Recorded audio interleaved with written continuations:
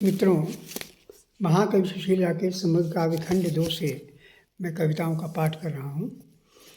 और जब मैं आपसे बता दूँ कि जब मैं बम्बई पहली बार गया था, उसके बाद दूसरी बार, तीसरी बार, कई बार हमको जाना पड़ा, क्योंकि मेरी बेटी वहाँ पूना में बीटेक कर रही थी। तो एक बार बेटी के साथ मैंने पुष्पक का सफ़र किया, पहली बार पुष्पक में बैठा। तो उसकी एक यात्रा कथा का विवरण देना चाह रहा हूँ। शीर्षक है, कविता का शीर्षक है पुष्पक के साथ एक सफ़र। एक यात्रा पथ है, बेटी भी है, मैं भी हूँ, पुष्पक है। एक आरक्षण डिब्बा है, कानपुर से ठीक गंदगी से भरा हुआ सफ़र मुंबई तक। कानपुर से ठीक गंदगी से भरा हुआ सफ़र मुंबई तक। आखिर है क्या? कुछ नहीं है, बहुत साधारण सी बात है, पर उतना समझना भी कठिन हो जाता है। उसे उसके अस्तित्व की गहराई तड़प पैदा करती है, उसी तरह जैसे अपने को खो देना होता है। सच, बहुत साधारण सी बात है। पुष्पक के डिब्बे में आरक्षण उसी तरह का एक भय पैदा करने लग गया मुझे कि कहीं अजनबियों के साथ बैठना जहरीला ना हो जाए। पुष्पक के डिब्बे में आरक्षण उसी तरह का एक भय पैदा करने लगा मुझे कि कहीं अजनबियों के साथ बैठना जहरीला न हो जाए। एक मुस्तंड जीन्स लाल शर्ट में बंधा अपवादी लेटा था। मेरी आरक्षित सीट पर आंसू ने टोका, जगाया, हिलाया, कुछ तेज स्वर में तड़पा। अपवादी अहंकार विसर्जित करने लगा, जैसे वह असफलता के शिखर को छू गया। पुष्पक तेज रफ्तार से चलने लगी अगले स्टेशन की ओर। वह मृत्यु की तरह घूरता बहुत काल तक खड़ा रहा। घटना घटी मेरे साथ, थकान और तनाव में खो गया। घटी घटना की पटकथा कब गया अपनी आरक्षित सीट पर, वह एक लंबा समय विषैला हो गया।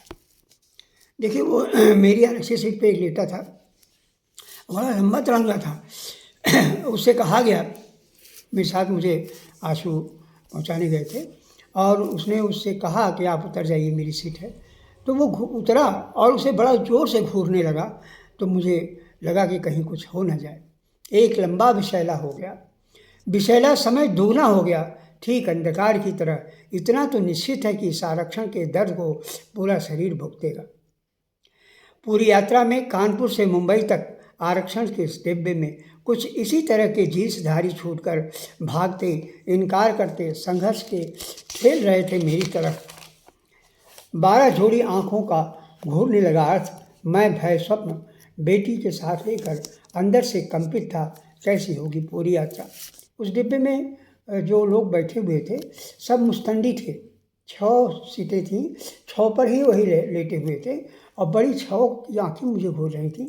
तो मुझे बड़ा बुरा लग रहा था कि कहीं कोई बात ना हो जाए। 12 जोड़ी आँखों को घूरने का अर्थ है भय। मैं स्वयं बेटी को साथ लेकर अंदर से कंपित था। कैसे होगी पूरी यात्रा? घने अंधकार की दौड़ में टीटी ने मांगा टिकट प्लीज़। घने अंधकार की दौड़ में टीटी ने मांगा टिकट प्लीज़। तब तक 12 जोड़ी आँखें शयनयान में खो गईं। मैं बेटी के साथ बैठा घनी रात में। चिंतित टिकट पर कुछ लिखा उसने और कहने लगा, आप लोग A1 में जाकर बैठ जाइए। मेरी जान बचा दी उसने, टीटी ने। उसने यहाँ का वातावरण डब्बे का देखा, तो उसने फ़ौरन मुझे A1 में जाकर बैठने के लिए कह दिया।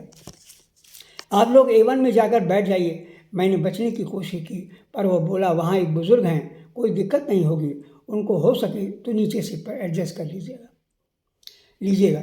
वेदना और दुख का खजाना छू चुका। आखिर होना क्या? मैं उठा बेटी के साथ। वह 12 आँखों की परिध से बाहर कूच कर गया। जरा सोचें, बहुत साधारण सी बात है, पर उसे समझना भी उतना कठिन हो जाता है। बहुत साधारण सी बात है, पर उसे समझना भी उतना ही कठिन होता है।